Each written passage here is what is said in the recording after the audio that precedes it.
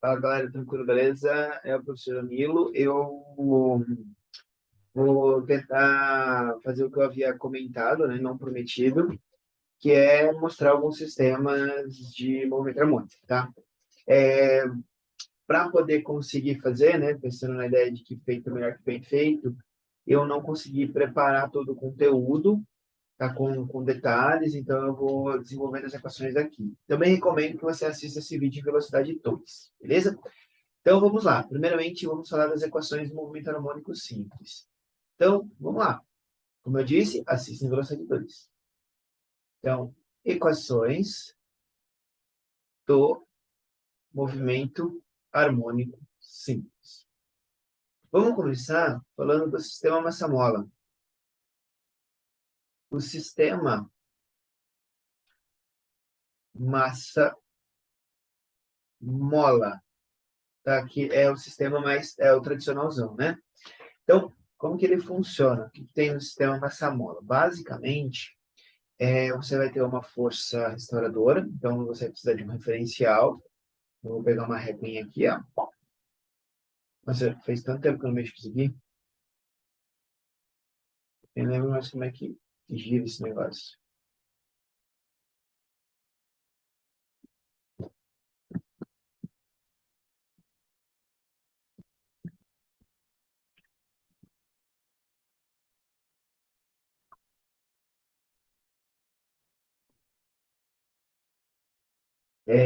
Então, eu tenho aqui uma bolinha de constante elástica K, uma massinha M, e então quais são as forças que agem nesse sistema? Se eu considerar que não há atrito, tá? Então sem atrito, a normal e o peso são duas forças que, somando, né, vai dar zero. Então, o normal e o peso você pode ignorar. Então, só vai ter o quê? Uma única força que vai ser relevante aqui, que é a força elástica. Então, a força elástica é dada por menos kx, em que o x é o meu referencial aqui, né? Então, vamos colocar que o referencial ao longo dessa linha aqui, ó. Então, aqui é o meu x, tá? Um x positivo. Aí tem alguns valores importantes, né? O x igual a zero é mola relaxada, mola relaxada,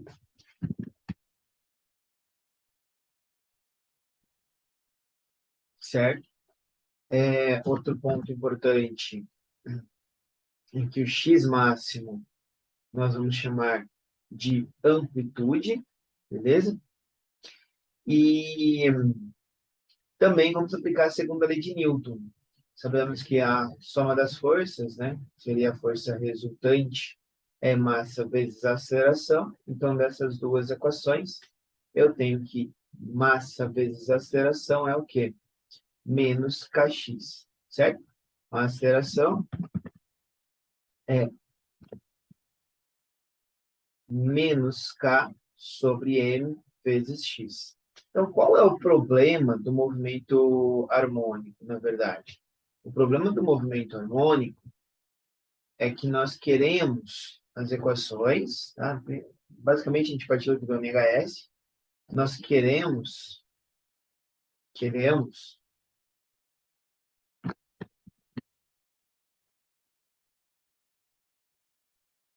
as funções horárias da posição e, né, da aceleração, certo? Então, que era a posição em função do tempo, que era a aceleração em função do tempo. Quanto elas valem? Então, essa é a grande questão. Bom, é, partindo já para a resposta, não vou deduzir elas aqui, tá? Você consegue, a partir de um teorema, você sabe que a resposta para essa solução, né? Então, a resposta para esse cara aqui, corresponde a quê? A projeção horizontal, a gente vai fazer uns testes de parar aqui.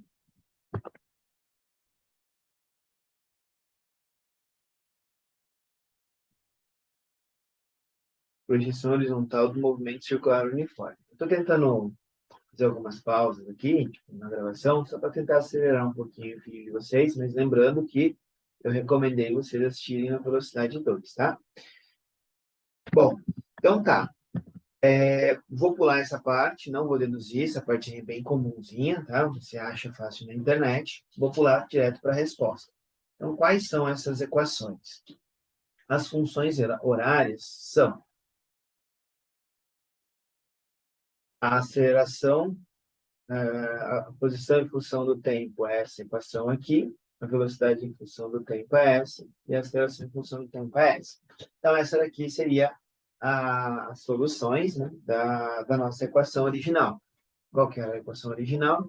A aceleração é menos k sobre m, onde k é a constante elástica e m é a massa do corpo, a é a aceleração, vezes x. Tá? Então, x e a são soluções para esse cara aqui. Se você jogar a aceleração, né, em função do tempo aqui, e o x, você obtém o quê? Um lado é igual ao outro, desde que o quê? A frequência, né, a velocidade de fase seja raiz quadrada de k sobre m, tá? Então, está resumido todas as equações de ômega s, está resumida a validade desse cara aqui. Então, o que, que nós vamos fazer? Nós vamos generalizar o movimento harmônico simples, tá? Como que eu generalizo o movimento harmônico simples? Então, vamos tentar generalizar o MHS. Na verdade, não é generalizar o MHS, mas é tentar generalizar a questão da força restauradora. Então, basicamente, se você obtiver algum sistema, tá? Então, a ideia é a seguinte: se você encontrar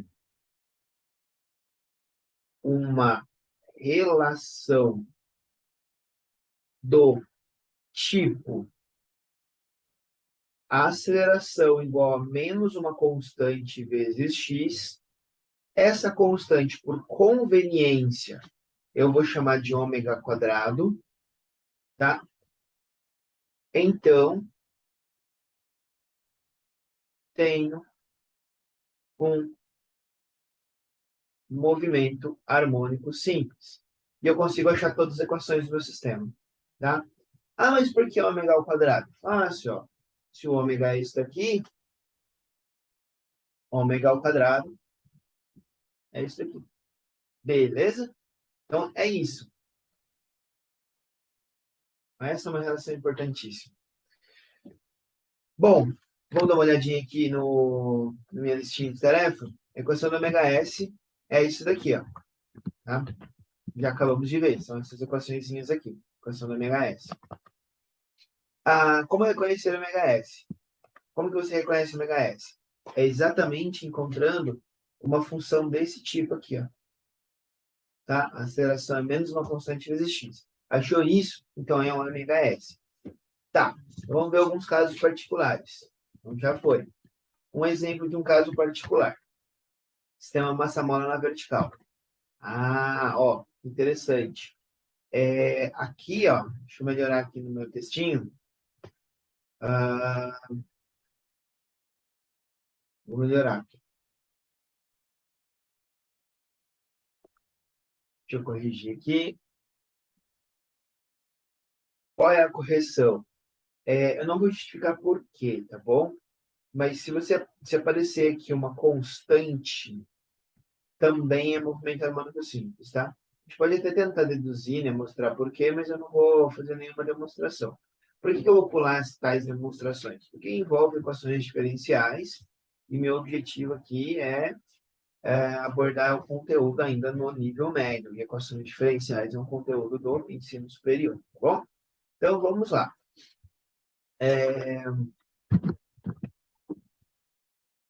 Estou aqui, vamos começar com alguns exemplos. Temos uma samola na vertical. Então,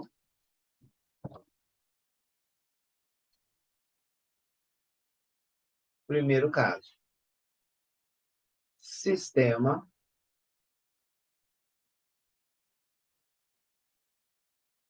massa-mola na vertical.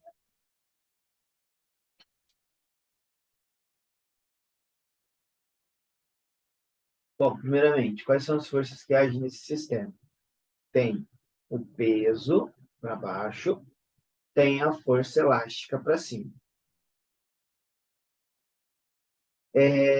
Vamos trabalhar na forma vetorial, então isso significa o quê? Que eu vou utilizar aqui uma linha vertical para indicar nossa referência. Vou considerar positivo para baixo, tanto faz, tá? Então, como que fica? Pela segunda lei de Newton, segunda lei vai ficar a seguinte, né? A soma das forças que agem no sistema, ou seja, a força resultante, é massa vezes aceleração. Se eu assumir positivo para baixo, tudo que estiver apontando para baixo é positivo. No caso, o peso, então, é positivo. Então, G mais a força elástica. Só que se esse cara for meu referencial, né, meu eixo X, ela vale menos kx, ok? Não é MA. Vamos passar a massa dividindo? Vai ficar todo mundo dividindo pela massa. Vai ficar mg sobre mg, kx sobre m, k sobre mx, igual a aceleração. Pronto, ó. A aceleração é menos k sobre mx mais g. Repara que a condição é ser igual a essa equação. Então, o que você vai fazer? Aqui embaixo, você vai escrever a sua equação, a partir da qual você vai comparar. Você vai escrever a aceleração igual a menos ômega quadrado x mais uma constante. A constante não interessa, certo? Constante aqui não faz a menor diferença. Então, ignora a constante. O que nos interessa, então, de fato, é isso daqui, ó. Você vai comparar esse cara com esse, ó. Ou seja, num sistema massa-mola na vertical, o que você vai obter? Você vai obter que a frequência angular ao quadrado é k sobre m, né? A frequência angular não, né? A velocidade de fase. Estamos falando do movimento harmônico, tá? Não é a velocidade angular. Ou, se você preferir, ômega é igual a raiz quadrada de k sobre m, e no movimento circular, assim como no movimento harmônico, isso é 2π sobre o período, ou 2πf, certo? Daí, isso daqui te permite tirar, por exemplo, a relação que o período é o 2π raiz de m sobre k, o Mortal Kombat, né?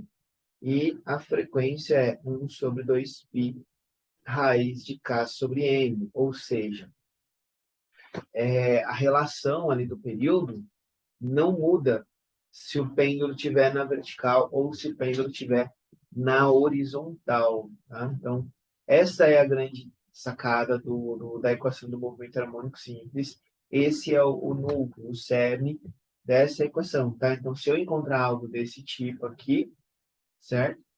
Então, as equações do movimento daquele corpo são dadas por essas relações aqui, tá? Então, é válido x de t, v de t, a e ômega quadrado. Bom, vamos para mais um exemplo, né? Esse foi o primeiro, né? Aqui, ó, massa-mola na vertical. Pêndulo simples. Pêndulo simples. Você já sabe de antemão que a equação do pêndulo simples, ela é 2π raiz de L sub g, certo? Vamos lá. Eu fiz aqui. Sistema massa-mola, então 2. Pêndulo simples.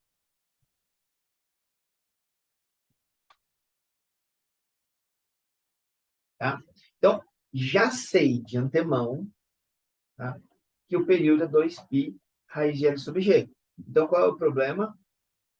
Quero mostrar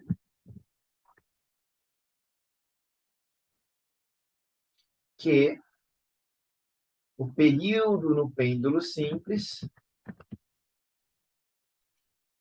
é 2π raiz de L sobre G, tá? Então, esse é o ponto. Primeiramente, é importante dizer o quê? O que é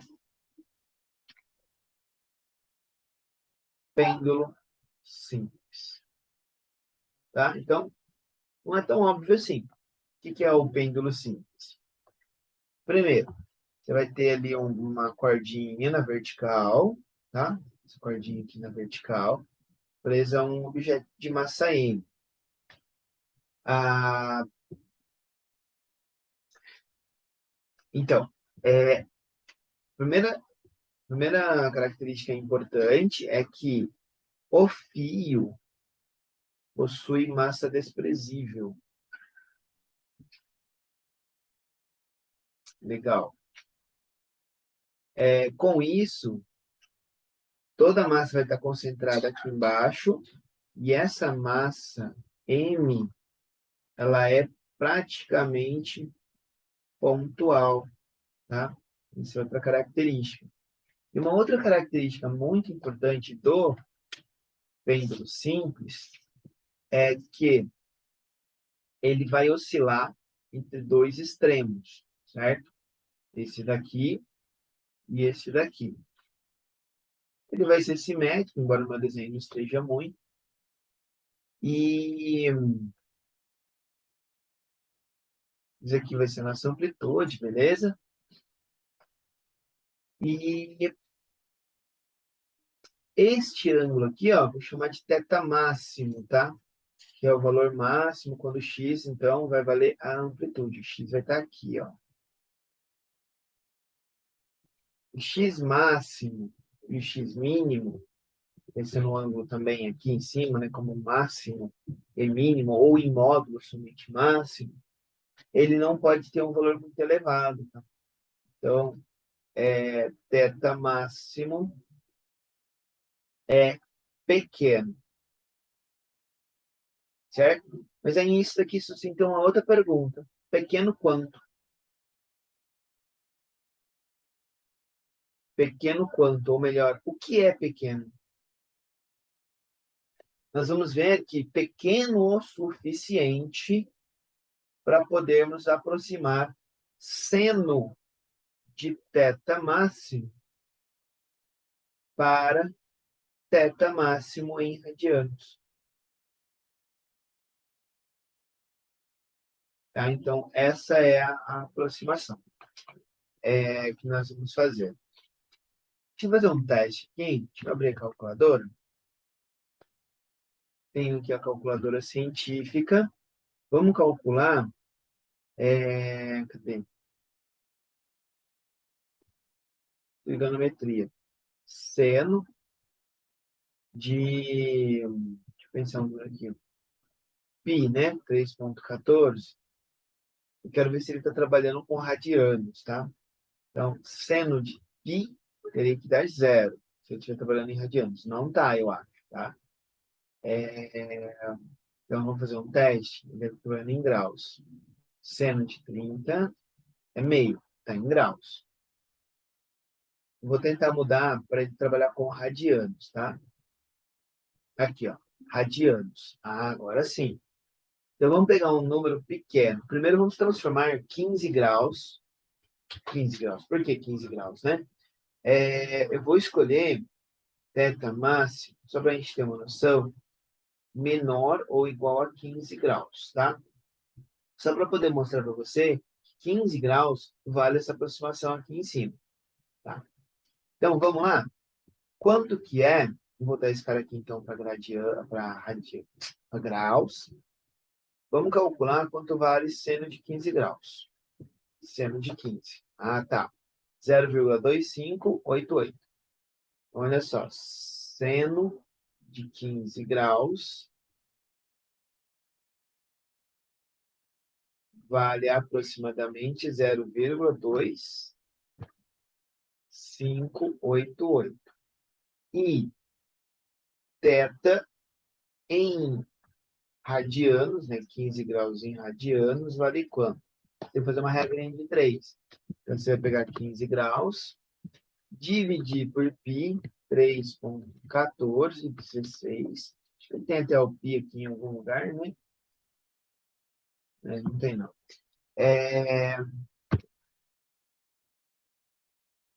E aí você vai multiplicar por 180, né? Vezes 180. Não. Ah, desculpa. É 180 vezes π, né? Dividido por 15.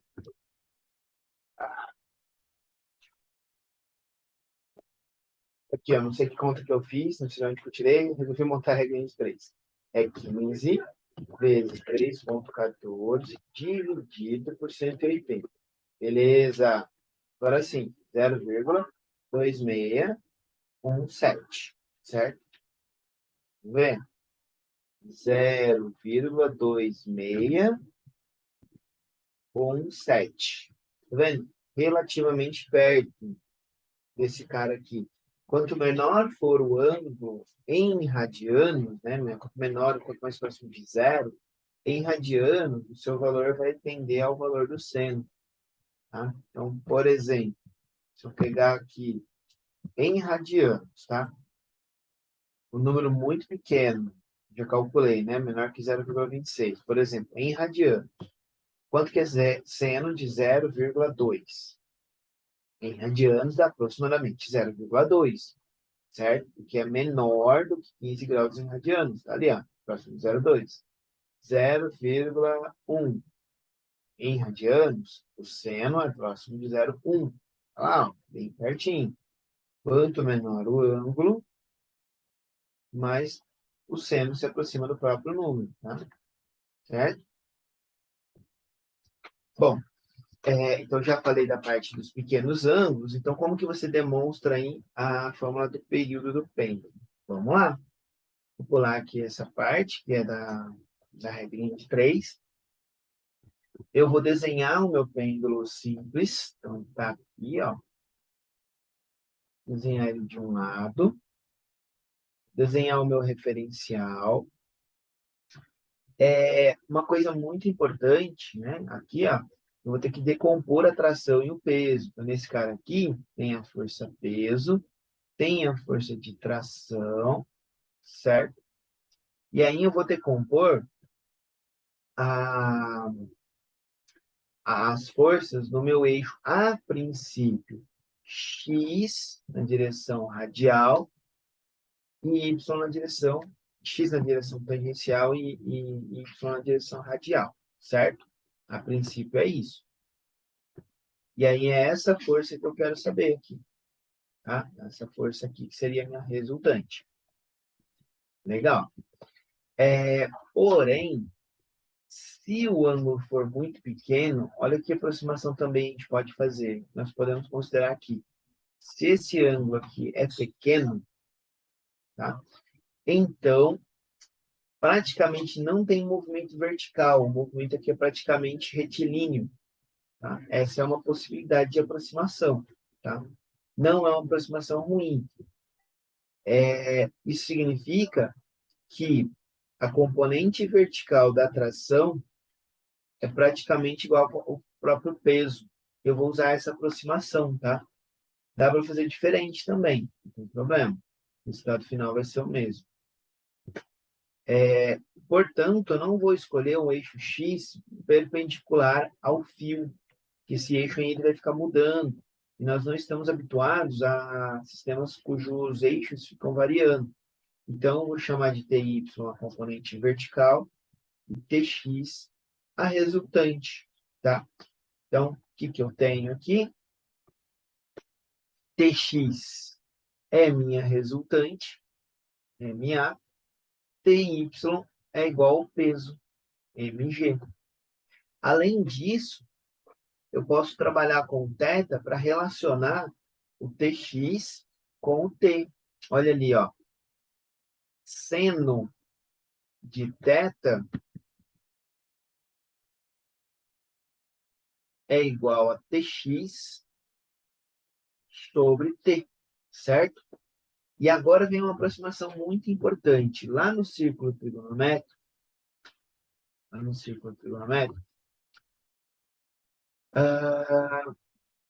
vamos lembrar de algumas coisas.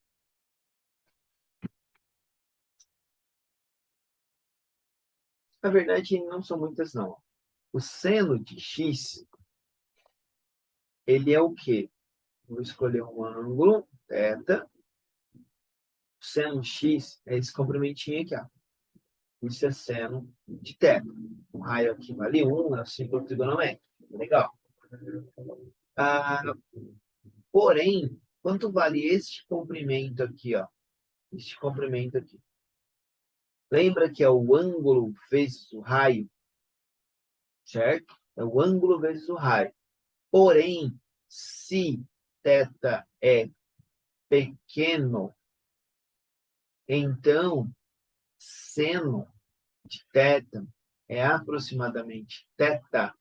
Por quê? Porque o raio aqui é unitário, né, no círculo trigonométrico, vale 1. Então, eu posso dizer que essa minha equação aqui é aproximadamente o próprio ângulo em radianos, certo? Legal? Mas, olha só, se você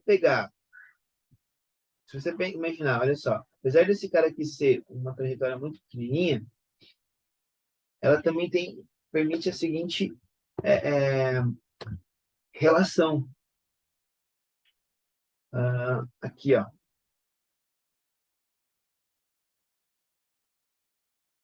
Isso daqui, ó, é o x e este comprimento aqui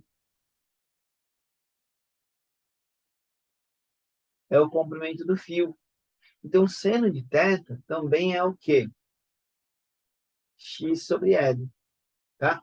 Tá, eu sei, você poderia ter feito direto, né? Dx sobre t, seno de θ, é aproximadamente x sobre L. Ou melhor, você poderia ter feito que é igual a x sobre L. Mas por que eu dei essa volta? Por que eu falei do seno e tal? Porque, na verdade, não é igual, tá? Porque eu fiz essa aproximação aqui para um movimento horizontal. Então, a rigor, é aproximadamente, e, de certo modo, nessa minha discussão aqui, eu acabei explicando por que esse cara tem um movimento praticamente horizontal. O ângulo é muito pequeno, se você olhar aqui no círculo trigonométrico, esse movimento aqui é quase retilíneo para um ângulo menor ou próximo de 15 graus, certo? Bom, então, sem mais delongas, é daqui que a gente parte. Continuando, Tx é a resultante, m vezes A, T é mg, isso vai ser x sobre L. Mas tem um probleminha. Se eu considerar que x é para cá, essa minha força ela é restauradora. Como assim? Se o x é positivo, tá? Então ele estaria, por exemplo, à direita da posição vertical, que a gente considera como posição de equilíbrio, a resultante estaria para a esquerda. Portanto, ela seria negativa. Isso significa que a minha resultante tem sinal oposto ao meu x. Por isso, a rigor, está faltando um sinal de menos aqui, ó, tá? Um sinal de menos. Faz sentido? Continuando, então,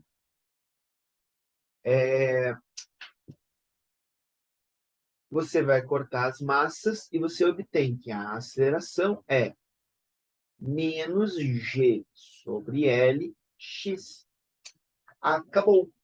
Aí eu volto aqui no slide 2 e comparo com esta equação. Então, vamos lá. Escrevi ela de verde, né? Então, vamos escrever essa equação de verde. Então, comparo com a equação. A aceleração é menos ômega quadrado x mais uma constante. A constante aqui existe, vale zero, tá? A constante não nos interessa, certo? Então, que a constante aqui não nos interessa. joga fora, e o ômega ao quadrado é G sobre L. Tá, mas olha só, eu lembro que ômega, ali por comparação, né, G, raiz de G sobre L, ômega é 2π sobre o período. Ah, então quer dizer que o período é 2π raiz de L sobre G, que era o que eu queria chegar, queria demonstrar, certo? Ah, mas eu já sabia dessa equação, para que eu perdi tempo demonstrando? Porque agora, a partir dessa, você consegue obter outras. Então, vamos para o nosso terceiro caso? Nosso terceiro caso é atravessando o planeta. Opa, esse já vai dar mais trabalhinho. Como assim atravessando o planeta? Vamos chamar esse cara aqui de terceiro e que seja.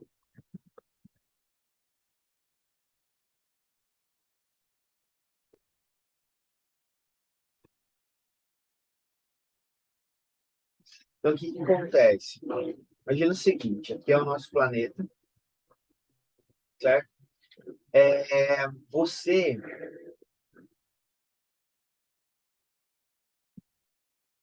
De vez em quando o Zoom atrapalha a gente. Só um minutinho, gente.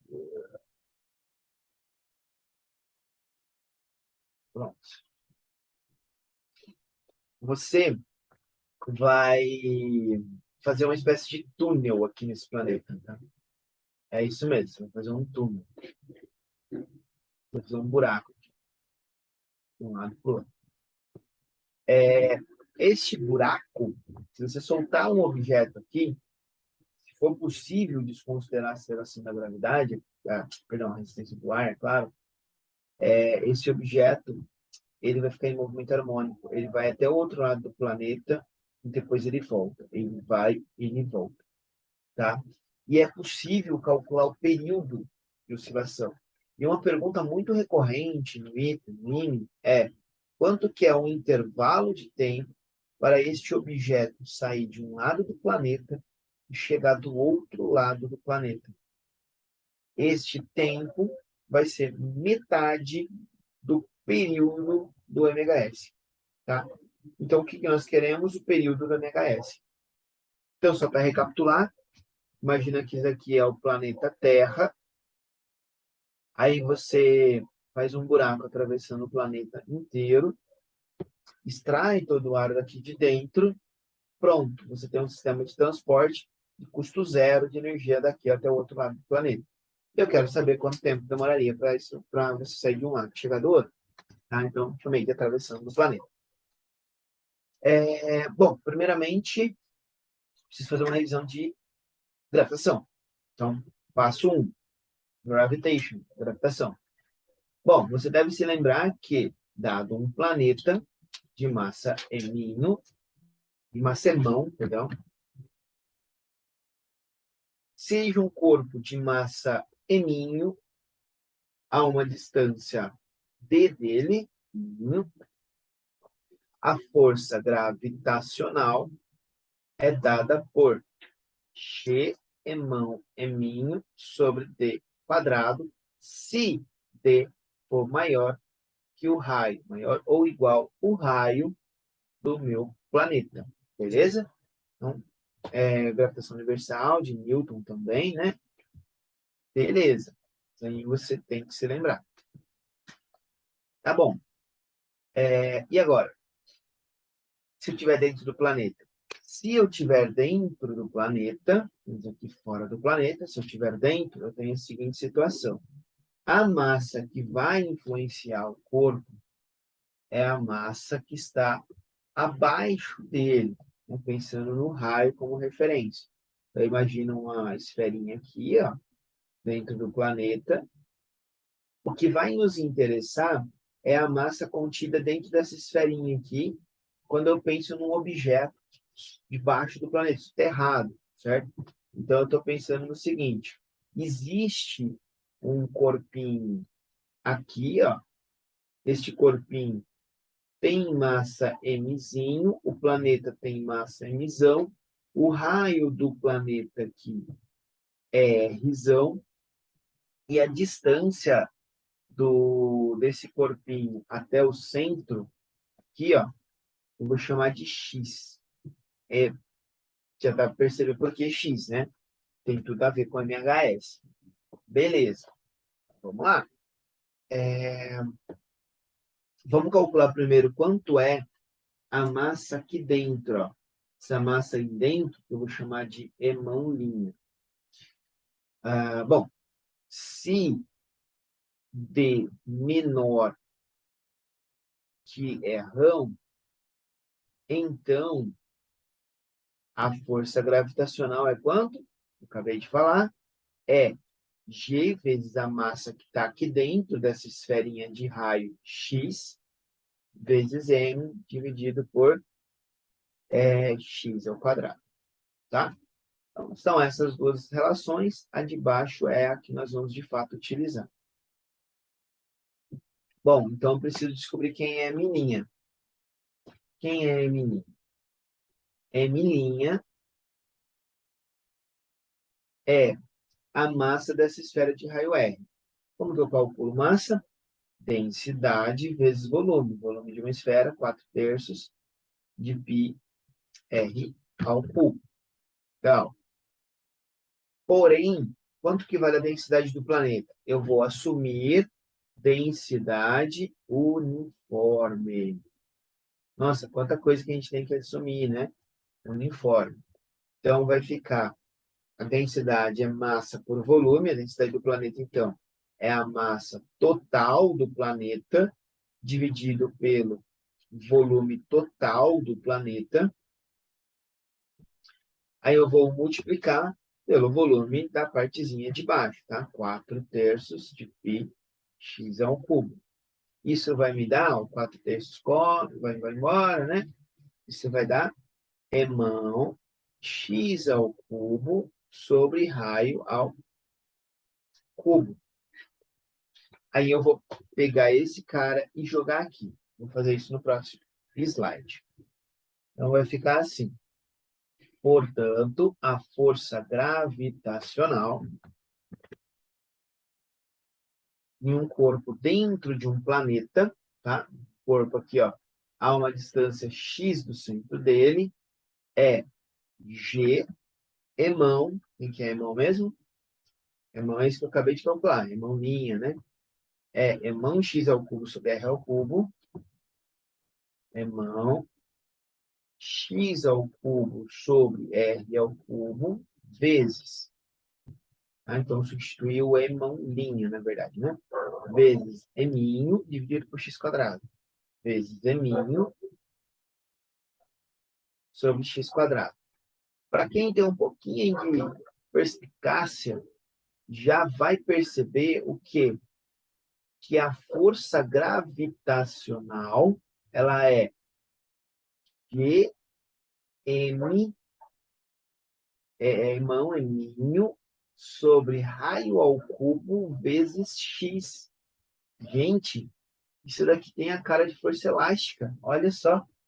É uma constante vezes x. De fato,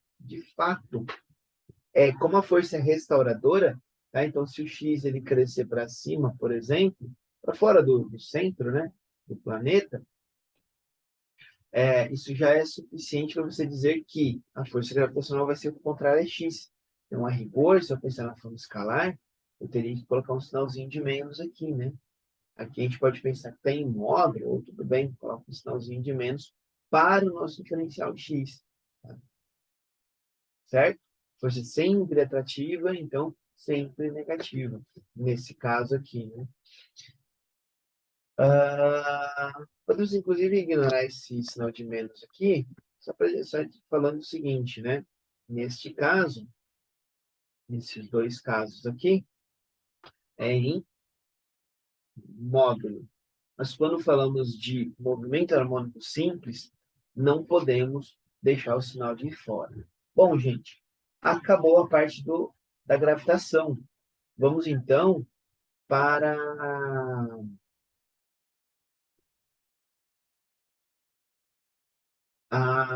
o sistema harmônico. É fácil, porque olha só, aqui está o planeta, aqui estaria o meu eixo, né? Tanto faz positivo para cima, para baixo, meu eixo X. Aqui está o centro, no centro a força é zero, quando x igual a zero, a força é zero, lembra que o x é um raio. Então, você sabe que a força resultante é a força gravitacional. A força resultante é massa vezes aceleração, a gravitacional menos g mão de mim sobre raio ao cubo vezes x.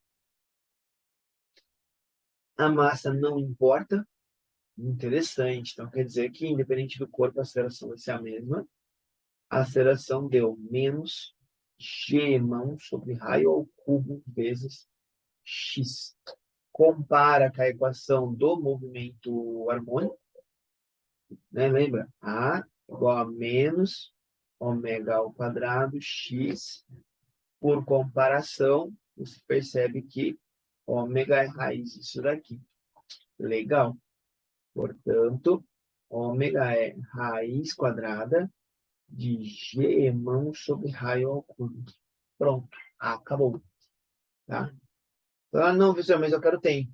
Essa era a pergunta, né? Então, vamos descobrir o tempo da viagem.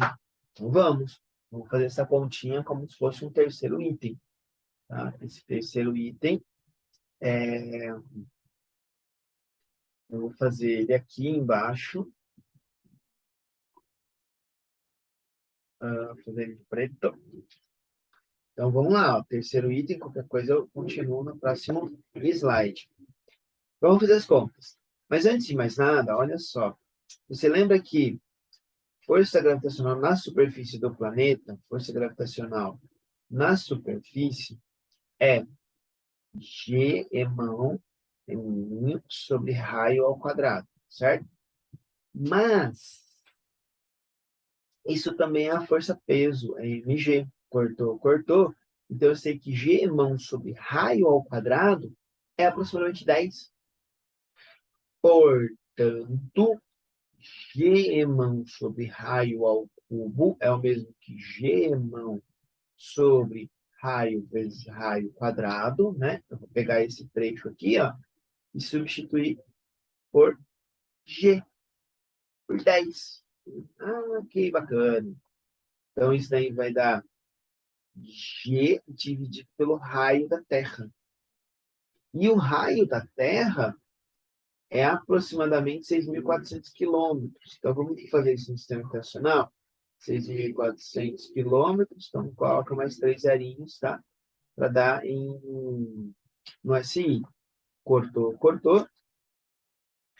Então, esse número aí vai dar 1 dividido por 64 tem raiz, vezes 10 elevado a 2, 4.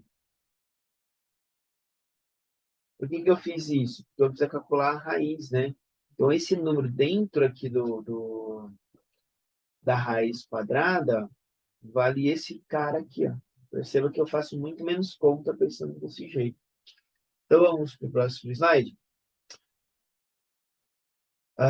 Eu tenho, então, que ômega é raiz de G mão sobre R ao cubo. E isso é raiz quadrada de 1 sobre 64 vezes 10 à quarta.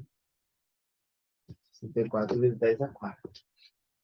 Isso daqui vai dar, raiz de 64 é 8, 1 sobre 8 vezes 10 ao quadrado. Mas, ômega é 2π sobre o período. E, então, vamos passar o período para cá, o 2 também, ó, vai ficar assim, o período sobre 2 é π sobre ômega, beleza? Só que período sobre 2 é o ΔT. Então, ΔT é π sobre ômega. Portanto, esse é o meu resultado. Portanto, ΔT é aproximadamente, né, 3,14 dividido por 8. Opa! Dividido por 1 sobre 8 vezes 10 ao quadrado. Isso daqui, então, vai dar 3,14 vezes 800. 8 vezes 10 ao quadrado. Falei ao quadrado, escrevi ao quarto. Vamos fazer ele aqui na calculadora?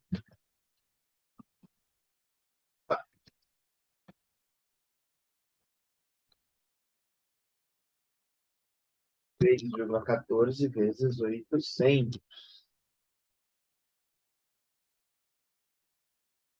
2.512.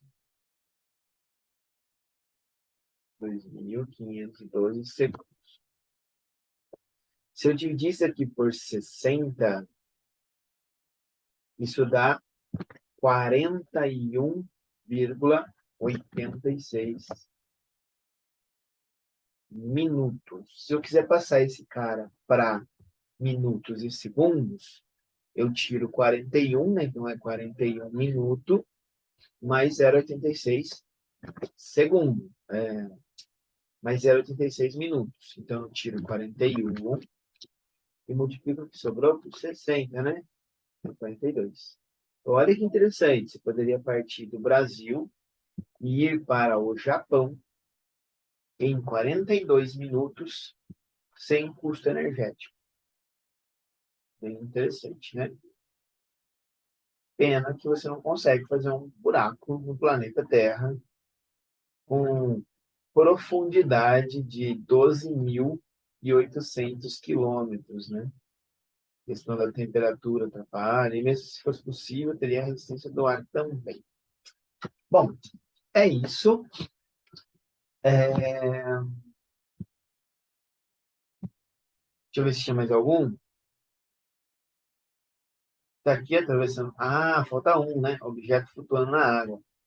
Então vamos para o último caso, que é o quarto. Quarto caso. Objeto flutuando na água. Como assim? Será que se eu pegar um bloco, vou pegar uma forma que fica mais fácil. Peguei um bloquinho. Este bloquinho, ele está na água. Tem água, ó. Ele tem uma densidade, eu vou chamar de densidade do sólido. A água tem uma densidade que eu vou chamar de densidade da água, né? Na verdade, massa específica.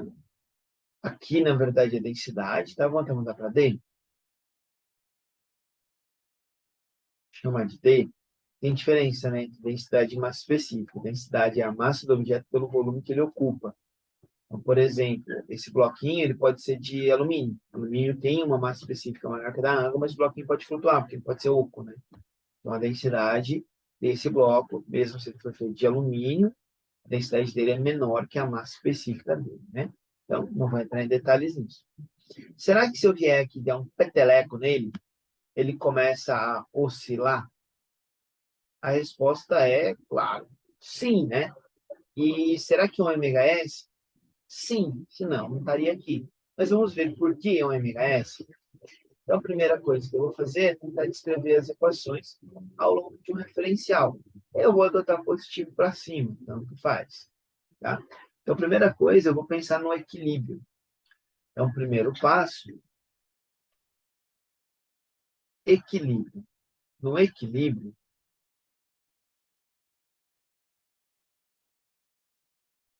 o empuxo vai ser igual ao peso, certo? O empuxo é dVg, né? A densidade da substância, vezes a substância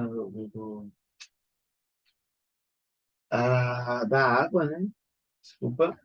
O empuxo é a densidade do líquido densidade da água, que é numericamente igual, né? Tem o mesmo valor que a massa específica da água, vezes o volume submerso, vezes a gravidade. Isso é igual a massa vezes gravidade, onde a massa é a massa do bloco, tá? Legal. Vamos falar que a área da base desse cara aqui, ó, é S, certo? E a altura aqui é H, beleza? Bom, o que eu vou fazer? Eu vou substituir a massa pela densidade vezes volume. Então, vai ficar assim, densidade da água vezes volume submerso vezes gravidade. Gravidade eu posso cancelar, né?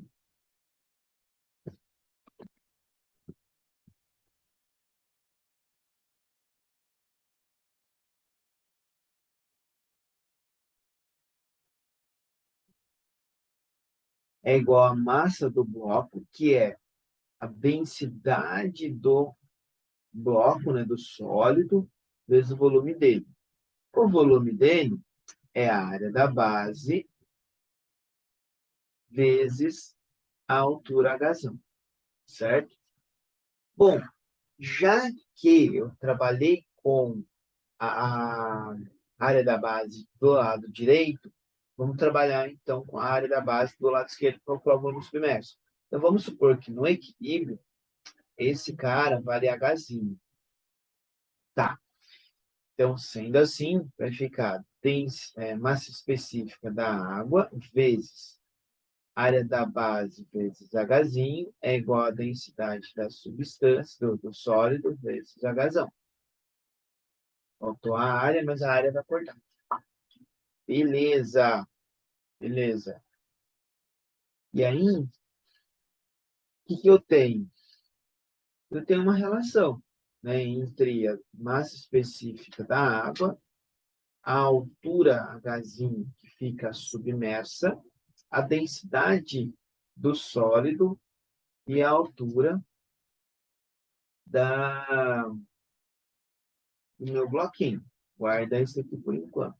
Não sei se vai servir para alguma coisa, provavelmente vai. Bom, vamos fazer o seguinte. Vamos pegar esse cara aqui, ó, e deslocar ele um pouquinho para baixo.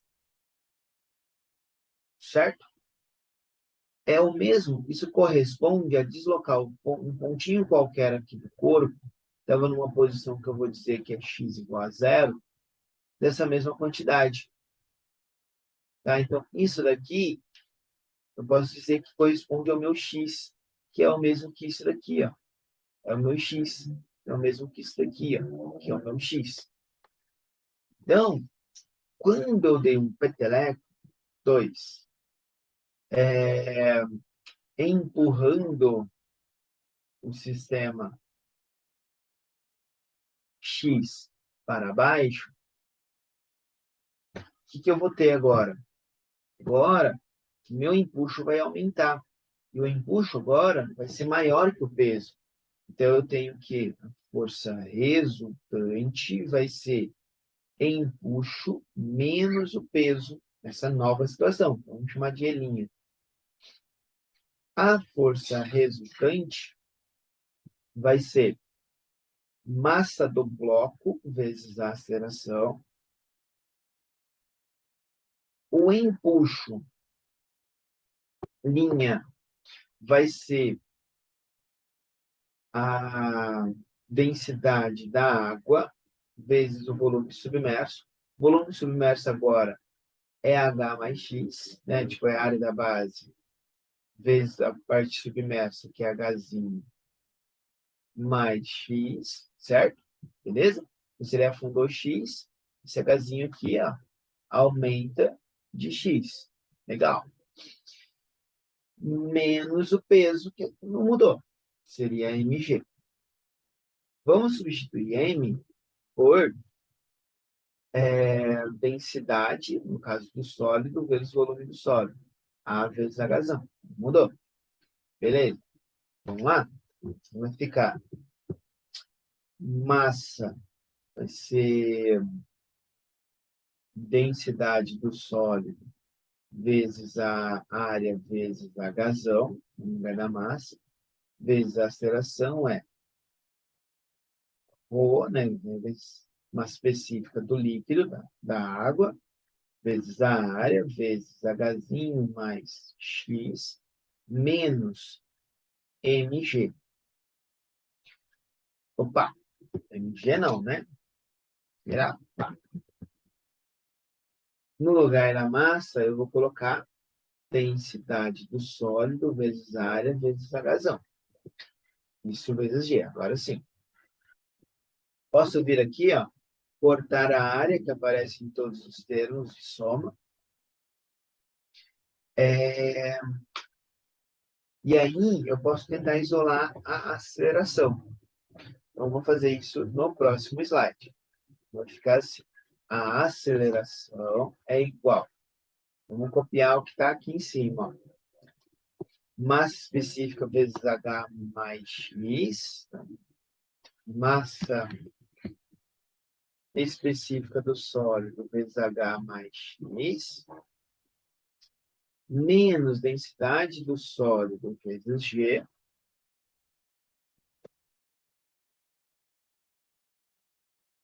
Que é a massa específica do líquido, né? Que no caso eu chamei de água. Certo? E aí eu passo a densidade e o H dividindo. Agora eu passo densidade.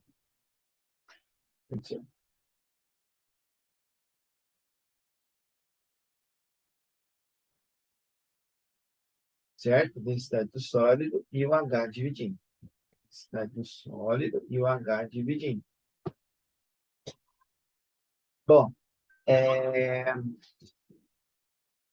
o Hzinho, eu não sei a princípio, eu não sei a profundidade que o bloco está em equilíbrio, mas o Hzão eu consigo medir, né? O Hzão é a altura do próprio bloco.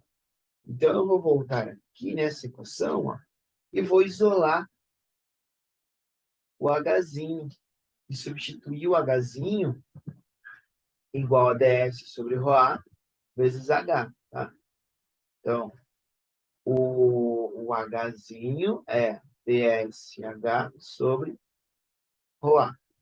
Então, vamos substituir isso ali. Mas já está tomando forma, tá vendo? A aceleração é ρA vezes o Hzinho, vamos fazer distributiva, que é ds vezes H sobre ρA, beleza? Ó, vamos retomar? Aqui, ó. Fiz a distributiva, substituí o Hzinho por isso, tá?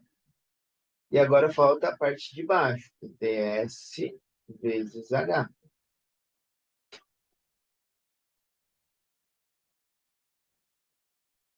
Ah, mais ρA vezes X sobre... um errinho aqui. Já saquei. ds vezes H. Qual que é o errinho? Vamos voltar aqui para o slide anterior. Lembra que empuxo é GVG, devagar? Faltou um G aqui. Faltou um G aqui. Faltou um G aqui. Faltou um G aqui. Beleza? Menos ds vezes G sobre ds vezes H. Também está faltando alguma coisa. Faltando H, ó. Razão. Coisa de vermelho, né? Esqueci. Está faltando um Hzão aqui. Ó. Tem um Hzão aqui no meio da história.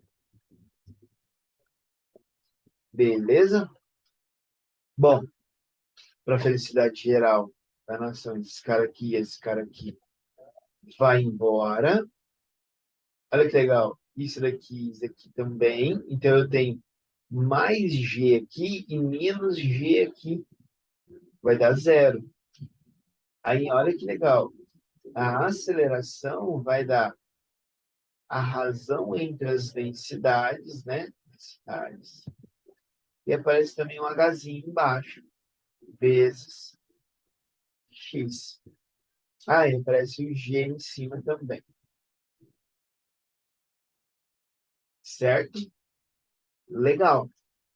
Daí, só para poder finalizarmos, poder fazer essa comparação aqui de fato, o que eu preciso verificar, enfim, perceber? Se a força de fato é restauradora. E ela é, tá? Se eu empurrar esse carinha aqui para baixo, ó, se eu empurrar ele para baixo, surge uma força para cima. Então, a força ela é restauradora. Não posso dizer que tudo isso daqui eu fiz em módulo. Mas quando eu vim para cá, eu preciso colocar um sinal na mão, tá? Para poder validar, né? Para poder funcionar como uma força restauradora. Então, aqui, ó, já passa a ser na forma escalar. E aí, fazendo uma comparação, vamos calcular o período. Com isso,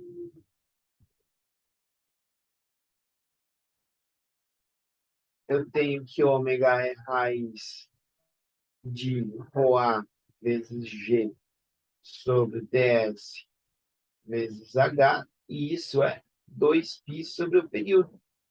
Então, se eu fizer o período, isso vai dar 2π raiz da densidade do sólido vezes a altura do sólido sobre a massa específica do líquido vezes a gravidade. Interessante. Lembra o do pêndulo? Lembra que o período do pêndulo é raiz de L sobre G vezes 2π, né?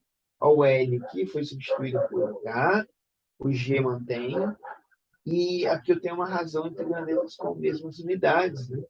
Densidade e massa específica. Então, tá aí, ó, período de um objeto flutuando na água de densidade, né? A densidade do sólido é ds, massa específica da água é ρA, poderia ser chamado de D e ρ, né? É dada por essa relação aqui.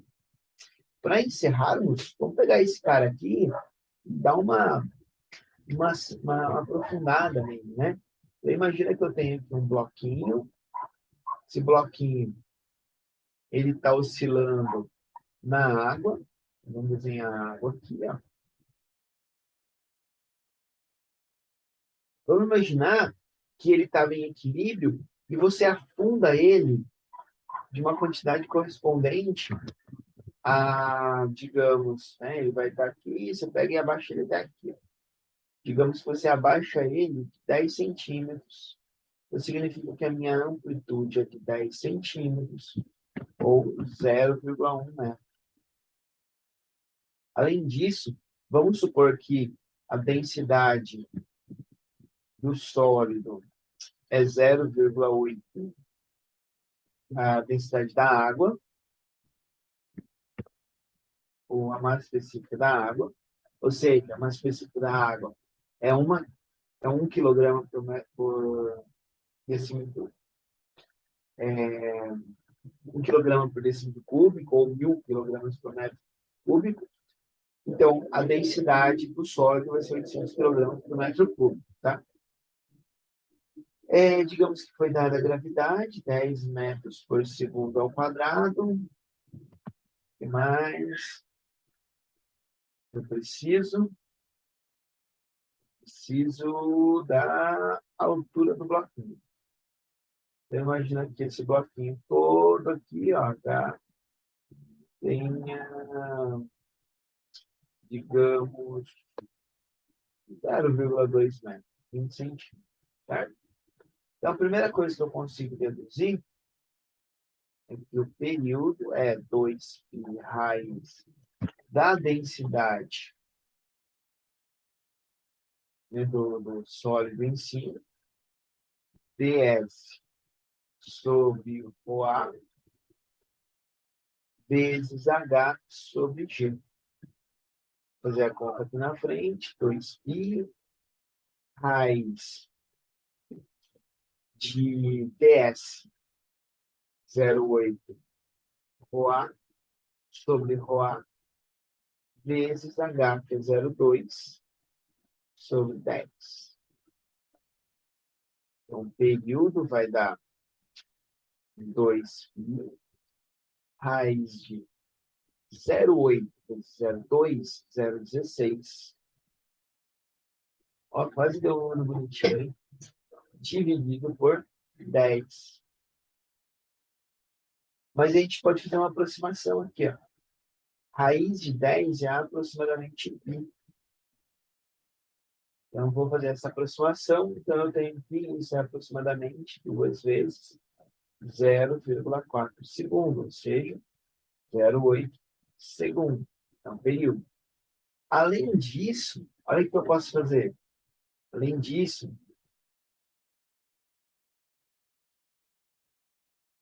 o segue angular é 2π sobre período. Ou seja, é 2π sobre 0,8. Isso é o mesmo que 2 sobre 0,8 vezes π, ou 20 por 8 vezes π. 20 por 8 vai dar 10 sobre 4, 2,5, né? 2,5 π radianos por segundo. Tá, mas eu queria outra coisa. Eu queria as equações, né, as funções horárias. X de t igual a cosseno de ômega t mais a fase inicial. O y,